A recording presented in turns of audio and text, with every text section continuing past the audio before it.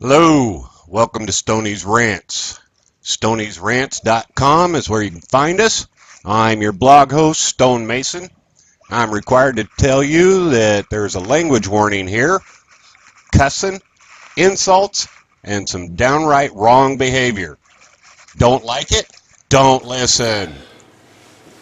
Hey everyone, Stoney here. Oh, I'm going to regret this later. Last year, I told a bunch of y'all that I talked to about gardening and growing food that I was going to show you how I make those upside down hanging planters, topsy-turvies, whatever they're called. I know they're cheap, but so am I. I'm a coffee addict, so I have lots and lots and lots of these hanging around.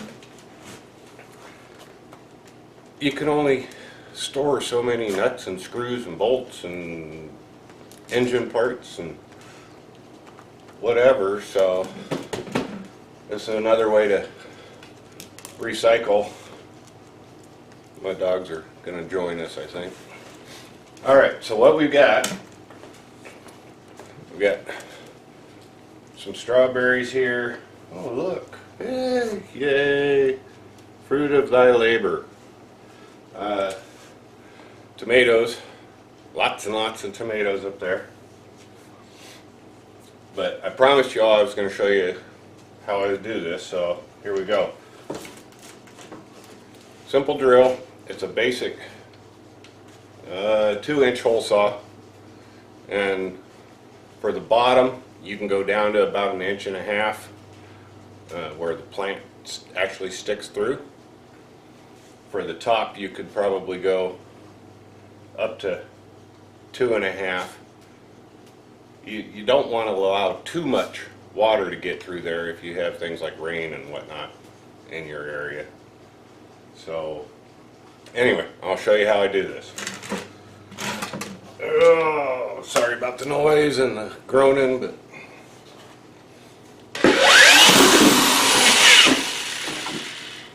top hole.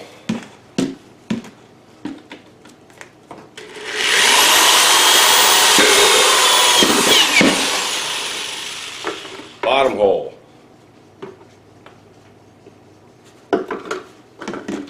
And that's where your plant goes and where the water comes through.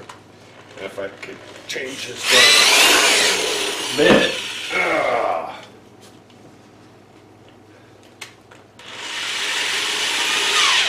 Okay. 1/8 inch, just a standard 1/8 inch bit. I would pick a spot on here.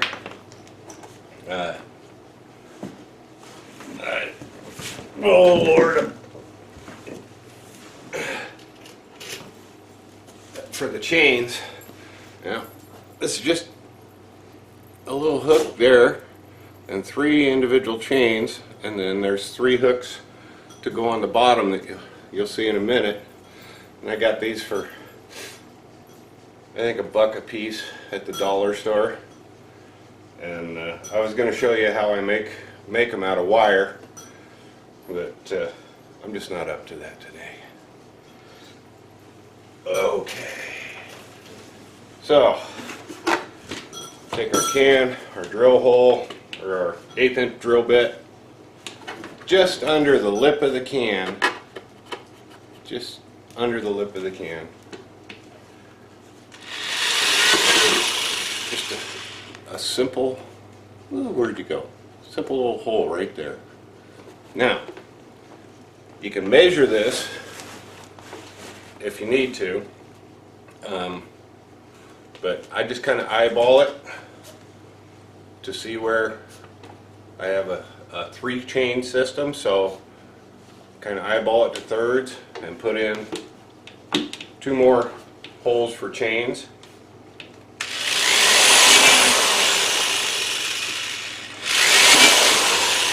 There we go, ready for chains. Now, the other thing that I do on the bottom of most of these cans, and I'm using the plastic ones because they're more reliable and lightweight. The metal ones, they tend to rust, and they're a lot heavier. They'll hold more water, not volume wise, but as far as keeping the water in the planter. So I don't use those. But anyway, on the bottom you'll notice that there are ridges and whatnot in the design. The lowest part of that ridge downwards, we're going to just poke some holes in there for extra drainage.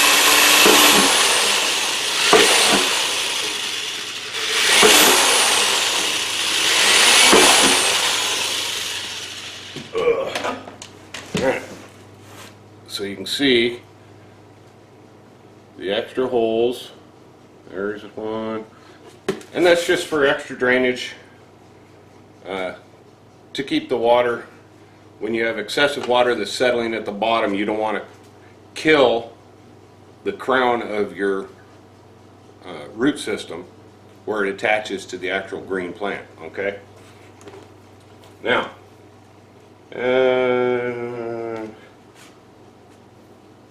forgot to get the guts for the deal. I'll be right back. Don't go away.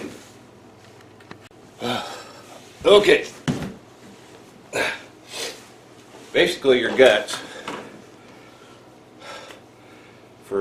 I use these green scrubby pads,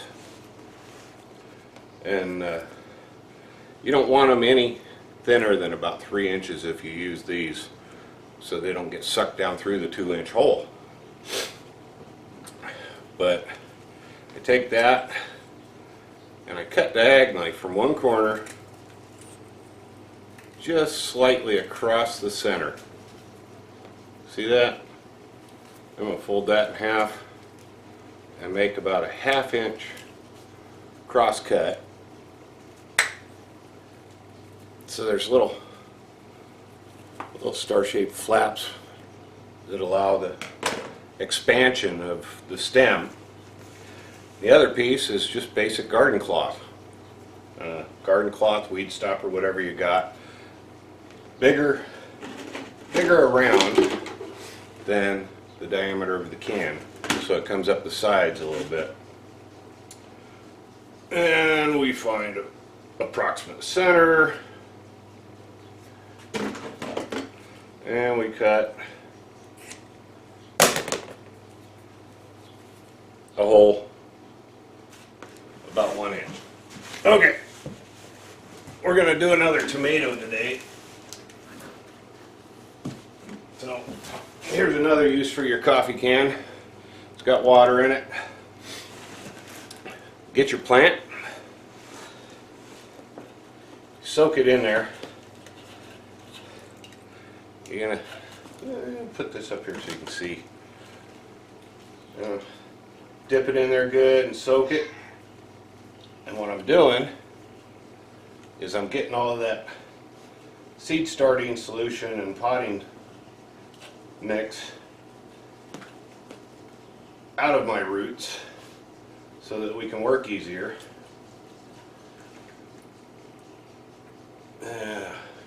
Here we go.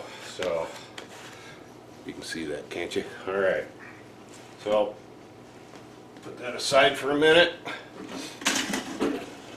What we're going to do, we take our Scotch Guard or green scrubby, and we're going to put it around the base of our stem like that.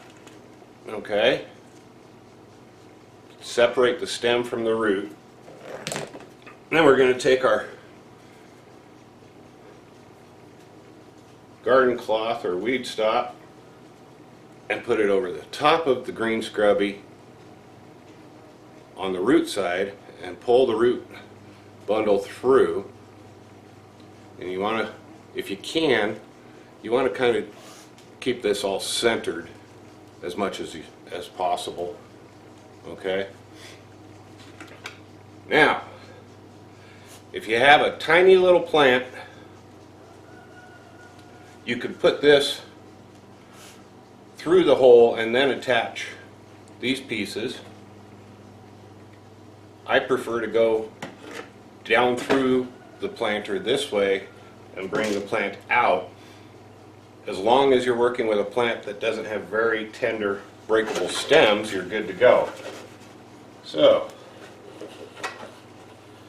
we go and get up here so you can see very carefully. We bring through one plant, one leaf at a time, and there's what you end up with. Okay, and that's going to be hanging down like that. All right, now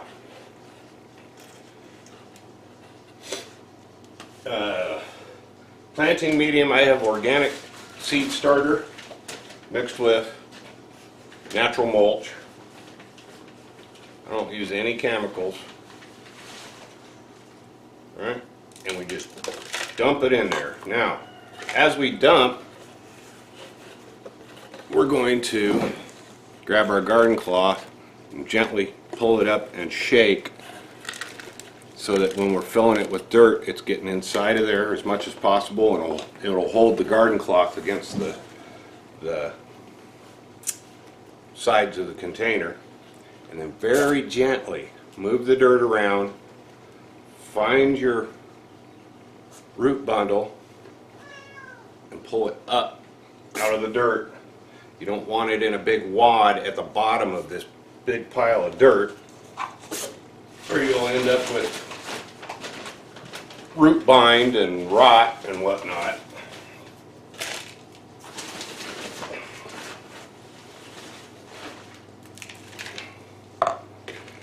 Anyway, we're getting there. Once you get this filled up and it's all the root guard and whatnot, or the weed guard is pulled to the sides. Get away from me, cat. I don't like cats. Make sure your root ball is free from compaction. And you just go ahead and you fill this sucker up to about within an inch of the top.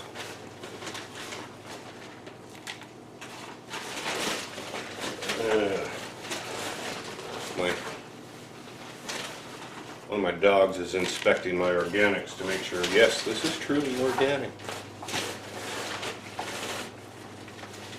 By the way, if you use a soil amendment, here we have very coarse sandy soil with a lot of clay,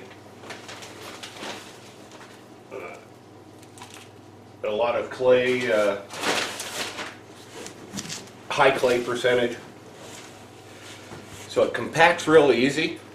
It used to be an ancient lake bed here, so imagine what it would take at the bottom of a lake to keep that sucker from just draining.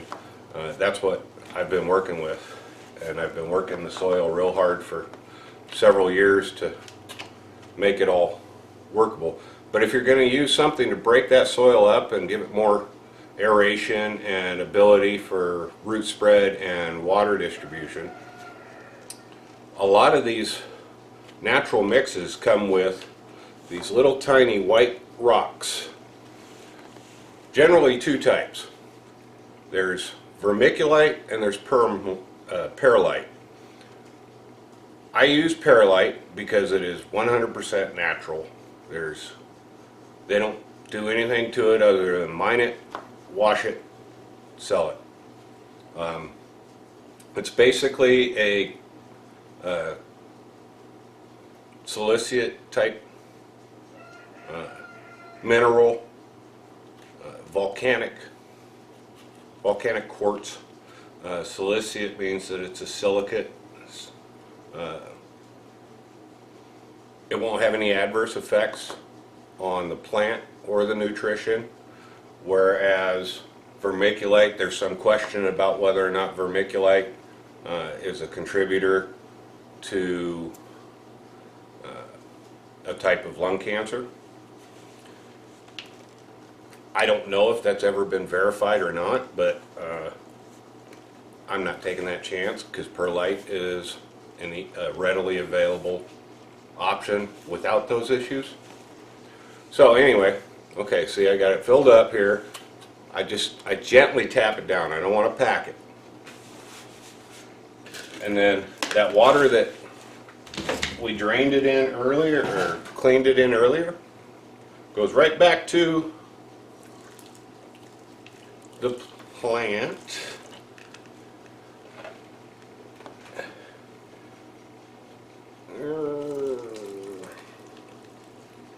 And I want to do this. There we go. Until water's coming out through the drain holes. Alright. So we got good drainage. Now, we take our 3 hooks.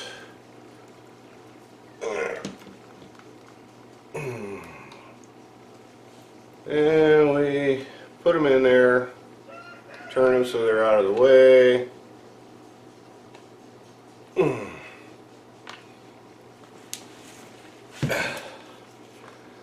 Yeah, got a little on the floor, no big deal. We put our top on. Now, oh, this is the fun part.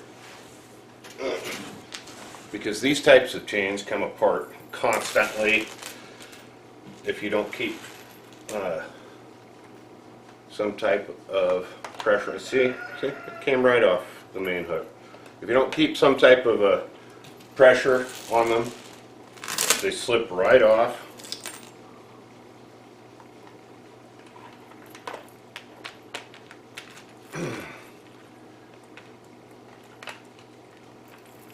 So here's what I do. I put them on, cross them over, grab those, and gently, keeping pressure, keeping weight against the bottom of them, I pull them up till I get the top loops exposed.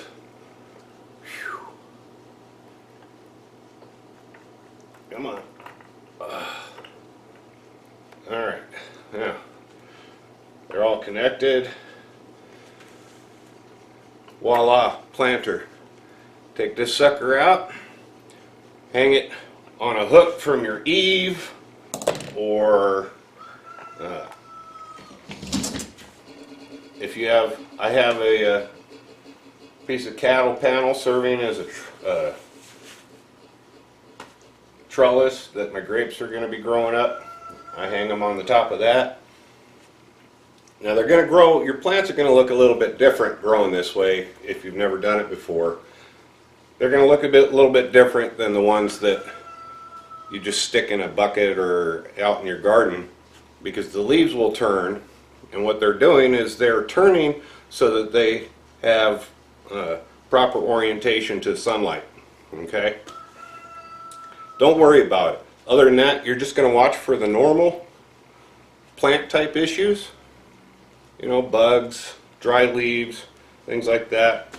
And depending on what it is that you're putting in these things, water them as needed. You can stick your finger in there. Okay. Topsoil is still dry, which means that the water hasn't all drained out or been sucked up yet. That's it. I'm going to go hang this thing up and